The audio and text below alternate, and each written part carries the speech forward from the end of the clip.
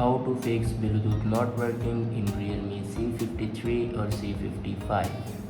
So watch this video carefully and follow every step as I'm showing in video, and don't forget to subscribe the channel. So let's start the video. First of all, swipe down to your control center, and here you can turn on or off your Bluetooth. After turn on or off your Bluetooth, then go back to your home screen and open settings.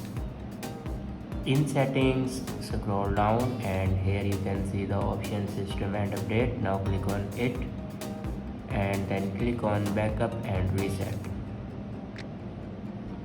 Now click on reset phone, and on top you can see the option reset network settings. Now click on it and here enter your password to reset your network settings.